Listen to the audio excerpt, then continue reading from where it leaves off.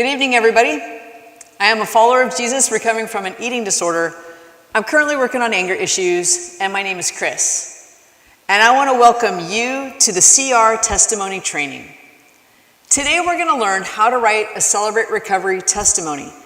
And at the end of today, I'm going to be sharing some tips on how to share that testimony. But before we jump in, we're going to answer two questions. You might be thinking, why do we share our testimonies? Well, writing our testimony is actually part of the recovery process. Principle 8 says, yield myself to God to bring this good news to others, both by my example and by my words. And step 12 says, having had a spiritual experience as a result of these steps, we try to carry this message to others and to practice these principles in all our affairs. Writing our testimony helps us to do what 1 Peter 3:15 tells us to do.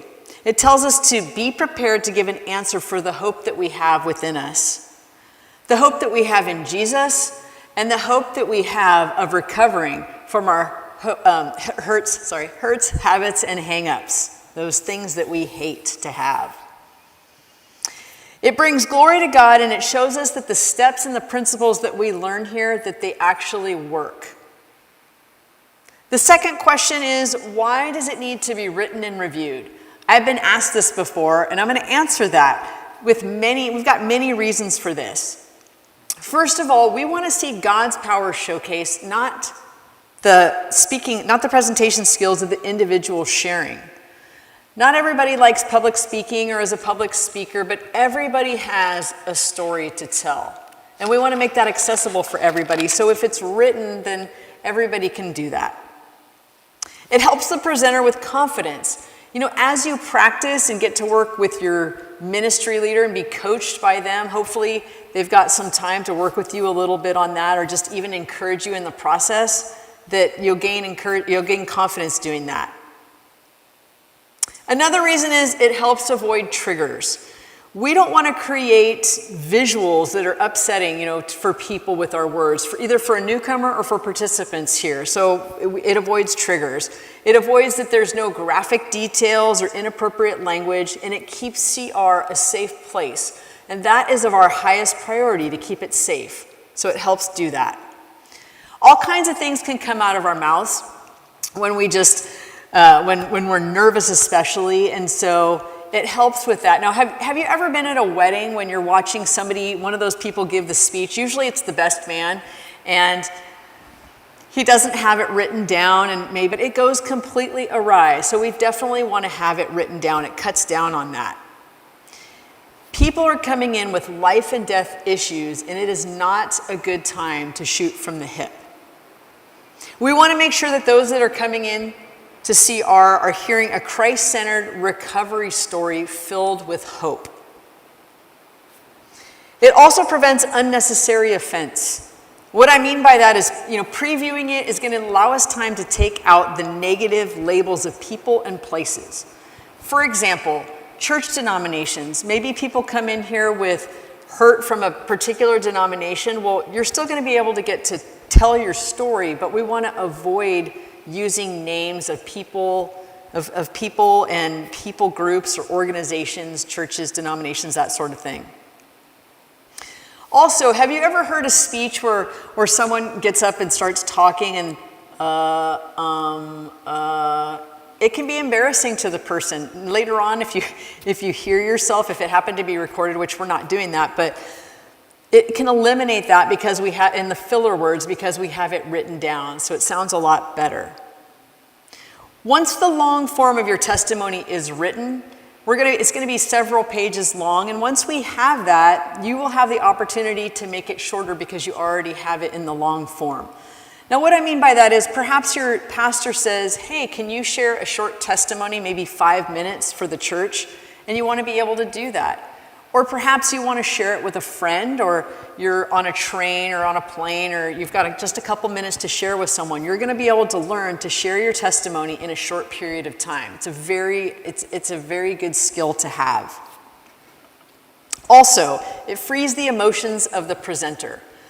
Oftentimes when someone is giving their testimony, they might get emotional, And you might lose your place. I mean, if I'm angry or something catches my attention, I might totally lose my place, blank out. But if I've got paper, like right now, I can go back and look at it and go, where was I? So that is another reason why we have it written. And also, I don't need to say much about this, but it controls the length of the presentation, so someone's not going on and on. The testimony must be completely written out, word for word, and the participant reads the final approved version. All right, so let's get started with the writing. You're going to ask a few people to pray for you in this process. Remembering all the hurt can be tough, and the enemy would love to discourage you and to get you to believe all of those lies again. I know that's true because it happened to me. But don't buy it. God is doing his transforming work in you, and he's going to be faithful to complete it. Philippians 1:6. Paul tells us that. Also, you're going to pray and you're going to ask God to guide your pen, as a friend of ours would say. You're going to ask him to help you write your story, which is actually his story. There's going to be 4 parts to this testimony. This is the basic outline, starting with the old me. You know the old you, right? I know the old me. We're going to start with that. We're going to start with our introduction of ourselves with our Celebrate Recovery introduction. Hi, my name is Kriss. I'm a follower of Jesus. I'm recovering from an eating disorder, currently working on anger issues.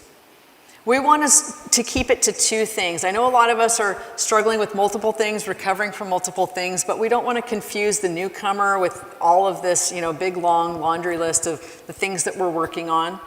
We just want to keep it to 2 things. Then we're going to talk about our family. What was it like growing up? Talk a little bit about that. Were you the youngest in the family? Were you the oldest? What was that like? Were there any family secrets? That type of thing. And then, what was the insanity of life like before recovery? And remember, we're going to avoid those graphic details. We don't want people picturing what we did, but of course you're going to need to mention some things, but we're not going to go into too much detail on those. The ministry leader is going to help you with that to make sure. What were some of the circumstances that others can relate to? Maybe you were bullied at school, those types of things when you were growing up. What was my relationship with God like? Maybe you didn't know God before. That's okay, tell us that. What was my attitude toward others? We want to talk about that. And then, what was my lowest point? That's usually when we hit that low. A lot of times we call that our bottom or your lowest point. Usually that's what brings us into recovery. Which brings us to our second area. And that is my experience and change working through Celebrate Recovery. So the first question would be, how did I get into recovery? Now perhaps you came into recovery through an outside group, through AA or one of those types of groups, and not Celebrate Recovery. That's okay, you can tell us a little bit about that experience, include that. But we want to make sure that you talk about Celebrate Recovery because it is a Celebrate Recovery testimony. So we want to make sure that we do that, include that. Question: how has my growing relationship with Jesus Christ influenced my recovery? How did working the Celebrate Recovery program help me? Be specific. Mention open share groups and step study experience. Oftentimes I think people might come in and think that this is all we do on a Friday night or whatever night that your group might meet if you're part of another group. But really, the open share, the step study, working with our sponsor, all of those things that we do behind the scenes, that's where the change happens. Not that we don't learn anything on a Friday night, of course we do, but that's where we do the real work. And so we want to share that with a newcomer and with newer participants. We want them to know that there's more than just this, and those are some key parts of our recovery, of our program. Are there 1 to 2 key verses that have helped you on your journey? Now, why do we recommend 1 to 2? Well, making a lot of additions can make it sound preachy. So we want to keep it just to 1 or 2 verses, key verses in your life that really helped you in your recovery. Did a particular step touch your heart that you want to mention? You can bring that up. You don't need to talk about all 12 steps and how you worked them, but maybe just pick one step. Talk about that. Area number 3. This is the one we've been waiting for. The new me. What's it like now? We're going to start off with what changes has God made in my relationships with others? We want to talk about that. What areas of my old life are gone? And in what ways have they changed? What are some of the benefits that you've received from working the program? Now, I want to take just a minute here to mention a side note.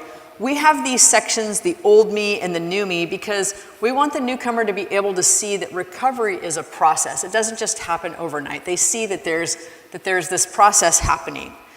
Sharing that you aren't where you want to be, but not where you used to be, is going to give a newcomer hope. So we want to share that. That's why we have those 2 sections. And the last area that we're going to talk about, or at least that is included in this testimony, is your outreach. The first thing would be, how can I encourage a newcomer? What would you say to a newcomer in your testimony? How could you encourage them? Then next, we want to talk about the areas that we serve in or how we're giving back. Now, I'm not just talking about here at Celebrate Recovery, but are there other areas? Are we serving in our church, out in our community, ways that we're giving back and serving others? That's part of step 12, also the testimony. All of that is all step 12 as well. And then lastly, am I sharing the good news with the world? Where and with who? And perhaps you're not doing that yet, but you're working towards that. Maybe that's something in your plan. Maybe God's given you a dream or something that He's put on your heart to do. Tell us about that, something that you're working towards. It's good to have dreams. Now that my rough draft is written, what do I do? Well, you're going to have your written testimony reviewed. You're going to type it up and you're going to set up a time with your ministry leader to review it. And I would recommend that you have a hard copy, meaning on paper, as well as on your computer or on a thumb drive, in case anything happens to those. I know at least one person that had their testimony written, and it was handwritten, and I don't know why it wasn't on a computer, but they had it handwritten, and they lost it, and they had to start over. So, make a couple of copies of that. Also, you don't want to print it out the day of your testimony, the day that you're going to present it. We had somebody do that, and they ended up having to read it off your phone. It's not, you need to have it written, and so that's the best thing. But we had to do that because that's what happened. He had technical difficulties. This is your story, and you don't want to have to rewrite it, so get some backups. Please do not make changes, additions, or deletions once the final copy is approved. Remember, we talked about this at the beginning, that the testimony must be completely written out, word for word, and the participant is going to read the final approved version. And we talked about the reasons for that. All right, now here are some suggestions for preparing or to present your testimony. We recommend that you use a 14 to 16 point font, double space. That way it allows you to be able to see it on the paper. Also, if you see up here, I have a 3-ring binder that lays flat up here. You'll be using probably either a music stand or a podium. And, you can staple it or have it with a paper clip, but I've seen someone have their thing stapled and not have it in a binder, and they flip the pages like this, and guess what? Psh, fell on the floor. It's kind of embarrassing. You have to pick it up, and a lot of us are nervous when we share our story, and so we want to eliminate that. And this is just a recommendation, but go to the dollar store, get yourself one of these, it's like $1.50 or something binder, whatever it is. Not dollar store anymore. I think it's like $1.25. So I would recommend that. And if it's paper clipped, again, it can also fall to the floor. So I would recommend having it in a binder. Either way, no matter how you do it, I would recommend putting in large numbers at the bottom the page numbers. That way you know how many pages you have. You know if you have 10 pages, you know how much further you have to go. Or if they drop, you can pick them up and put them in order. That's why we put it in the binder. Okay, so really important is to print it out and to practice it. Read it over and over again to become familiar with it. Once the testimony is in its final form, that's when I would use that paper to start practicing. Sometimes we will practice on our phone or on a computer. You can do that, but just remember that that's going to look different than it does on the paper. So when you start looking at it, you're like, oh, it just looks different. So for me, I like to practice that's whatever's on the same page that I'm going to use the day of presenting. Another recommendation, I would recommend that you practice at least a few times while standing, because most likely you're going to be giving your presentation while standing. We stand different than, we speak different when we're standing than when we're sitting. We breathe differently, gives you a chance to breathe, look out, kind of practice, because that's what you're going to be doing in your presentation. So I would recommend doing that at home. Also, these can sound a little bit scary, what I'm about to suggest, but they can be very helpful. Maybe practice in front of a mirror. Practice reading it to a friend, or record yourself reading it. It might sound scary, but it can actually cut down some anxiety because you will be very prepared. That practice is very helpful. It's helpful to be familiar with your testimony, not for the purposes of memorizing. We don't want to do that. It's for the flow. It'll flow better, it'll sound better, you'll feel better, everything will feel more organized and less scary. All right, this is what we're recommending from Celebrate Recovery, that the testimony is 15 to 20 minutes long in length. And so if it's that typed double-spaced, the font that we mentioned, I think it was 12 to 14, that is going to be probably about 9 to 12 pages depending on how long your testimony is.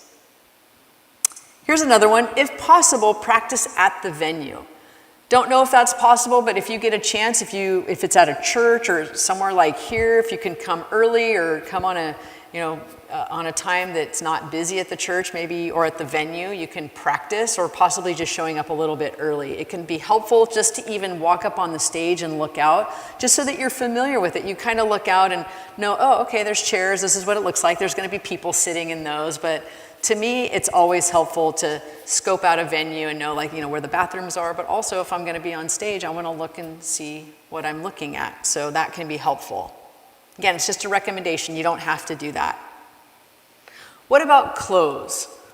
Women, we want to know, what should I wear? That can always be a stressful thing. Maybe the guys don't care as much, but recommended, I'm going to give you the same recommendation that my sponsor gave me the first time I gave my testimony. I was thinking, do I need to go buy something new? Some people will want to do that, but she said, I recommend you wear something you feel good in or you feel comfortable in. If you like to wear high heels, I'd maybe leave those at home. You might get nervous walking up the steps. Just think about that. Picture yourself. What am I going to be wearing? Am I going to feel comfortable in that? Also, leave the hats. I would leave the hats behind. They put a shadow on your face. We want to see God's light shining through you and his story shining through you in that recovery. So we want to be able to see your face. So I would not recommend wearing a hat. If you have a picture, please submit that. Ask your ministry leader when it needs to be submitted to the tech team. They will be very grateful that you give it to them, not on the day of, that they give it to you ahead of time. So they'll thank you for that. I just want to say this. You are sharing your story. Please know that people are very gracious. In case you get emotional, we are going to wait for you. We're rooting for you. All you have to do is, if that happens, stop, take a breath, gather yourself, and then you can look down on the paper and start again. We are here for you. Most of us have done some public speaking and we know how scary it is, so we're right there with you. Testimonies are special. People respect those that are giving them. So also, I just want to mention, if a friend of mine said that when she was practicing, every time she hit a certain point in her testimony, a certain a certain part of it, she would get emotional. And so I told her I'd recommend that you have some Kleenex in your pocket. And she actually used it. So there's another suggestion. But the biggest suggestion is practice. Practice does not equal perfection, but it equals prepared. You'll feel a lot better if you've practiced. I know I've heard experts, I think, say you want to practice it 10 times before you present something. So there's a number for you. You have worked hard to get to this point, to be able to share your experience, strength, and hope. And this is a 12-step moment that God has been preparing you for, so that his glory and grace can shine through you and so that you can encourage others with your story. You can do this because Paul in Philippians says that you can do all things through Christ who gives you strength. So get going on that writing of that testimony, because we are looking forward to hearing it. Thank you.